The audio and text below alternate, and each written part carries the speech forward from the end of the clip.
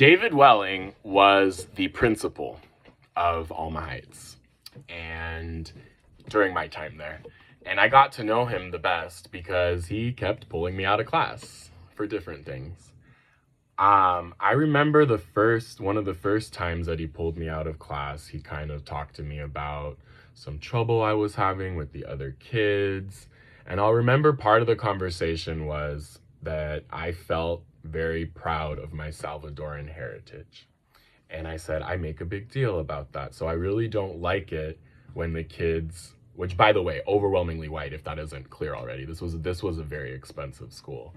But I remember thinking to myself, or I remember telling him, I said, I don't really like it when the kids make fun of me for being from El Salvador, or at least my mom's from there, for being a proud Latino.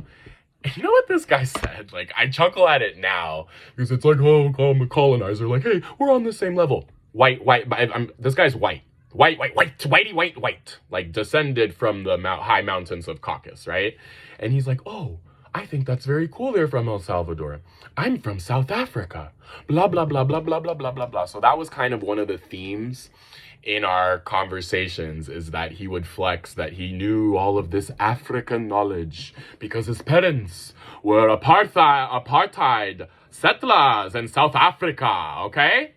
So, David Welling. Just a real piece of work. So, David Welling pulled me out of class one day. I'll never forget. It was like, I just happened to like look at the back of the class and he was there and he went like this. And so I went out with him and he takes me into his office and he says, do you use the computer? And I said, yeah. And he said, so you use internet? And I said, sure. I said, do you have an email address? And I said, no. I said, I don't. I said, yeah. He goes, really? He says, so you wouldn't happen to know who Abraham Curry at yahoo.com is. This is the first time that I had ever heard about this. So apparently an email address with my full name was sending nasty pictures and nasty messages to other classmates. Legitimately had zero idea what this guy was talking about.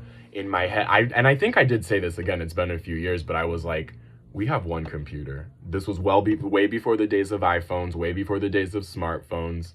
One computer, and it's in the living room. Like, everybody can see what's going on. My parents have the filters, like all that stuff. And I remember telling my mom when I got home, and she was like, literally, let's invite him to dinner and he can come see for himself. So a few days later, I realized that what had happened was two of my classmates created this email account to send, again, nasty, explicit content to my other classmates. And I reported this. Nothing was ever done about this. I was threatened with expulsion. He said, if we link the IP address, I promise you guys, I didn't even know what an IP address was. I was kind of rattled, but it was so foreign. I was like, I have literally no idea what this could be. So I know that, like, I got that he was being serious and I got that these were like serious charges, but it's not like he actually told me what was in these emails. But also, why on earth would I be that stupid? And speaking of that, let's talk about this next. And so anyway, well, just to finish that up. So I found out it was called my classmates. Actually, no, anyway, I won't say their names. But anyway.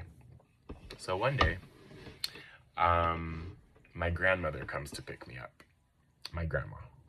And he comes and sits in the passenger side, like at not quite in the seat, but kind of where the door, right? Like where the door closes, right? Like off the edge of the car. And this is what he tells my grandma. He goes, I just have to say, I think Abraham is pre-genius. He is one of the most intelligent kids at Alma Heights. But the thing is, we might have to expel him. He's just breaking all the rules. We told him to stop having a corner store out of his locker, because I was selling snacks out of my locker to the kids and I undercut the vending machines. And even though we told him not to, he's still doing this. My grandma starts crying. My grandma, and mind you, it is not easy to make my grandma cry. And I'm giving this guy, he's saying like, even here, after school, in front of my grandmother. He even says, he's like, and even here, he's like giving me attitude. He's being disrespectful.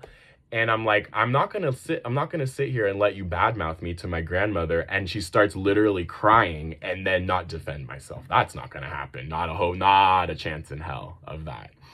So, my grandma, the last thing I remember about that instance is like we're leaving and my grandma's sobbing and she's saying like, I thought that you were doing better. I thought that things were going better. Like, what's going on? Listen, the fact that this guy, like my grandmother, why didn't he do this with my parents? They were the ones footing the bill. Why the fuck was this? What the fuck gave this guy the authority to give this kind of information to my grandmother? It really, really incensed me. So I'm going to tell one more story that just really shows you just how much of a bastard this guy is. And he teaches. He is now an administrator at another school, I think in Florida. And most of these people have found jobs at other institutions. Many of them are no longer at Alma Heights. They've actually changed the name of Alma Heights because who was Alma Birdwell White? The one who spoke at the KKK rallies and did cross burnings at the Alma Heights campus. Okay? Yeah, they don't tell you that part. In my head, I'm thinking, geez, we're the kids. Did nobody think to do a fucking simple Google search about this shithole? Why the hell are people of color teaching here? So, on that note, this is the story that I'm going to end with Mr. Welling, Mr. David Welling from South Africa. So, Mr. David Welling, anyway, so I was bullied a lot. I've already talked about that.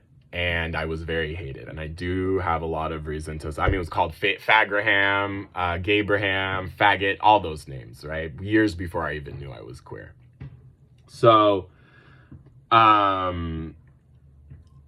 group of boys in my class, they get together to get one of the students to agree to get him to beat me up on the last day of school. And they said that because he's moving back to Canada, he can beat up Abraham. So I kind of made a joke offhand and I said, if he does that, I'll shoot him. So, long story short, next thing you know, David Welling is showing up at the classroom and said, somebody called the police. I don't know who, but they want to talk to you. I have reason to suspect it was him. And so he pulled me out of class to go and talk to the police. And I'm being interrogated by the police. Mind you, nothing happened when they tried to get him to come and beat me up. Alan Lucas was his name. Alan Lucas. They never said anything about Alan Lucas agreeing to jump me after school, but when I threatened, they say I'm gonna shoot him. So he's asking me all these questions like, with what gun? He then asks me for my address. None of this, by the way, I was in the 6th grade, was approved by my parents, by the way. And so me, I don't know any better. I give the guy my address. David Welling literally flips open the administrator's book to confirm that I'm giving him the right address and even helps the policeman spell the name of my street. Okay? How old are you in the 6th grade? You're not even 13, 14 yet, right? So David Welling, you're a bastard, and I hope you get everything you have coming to you.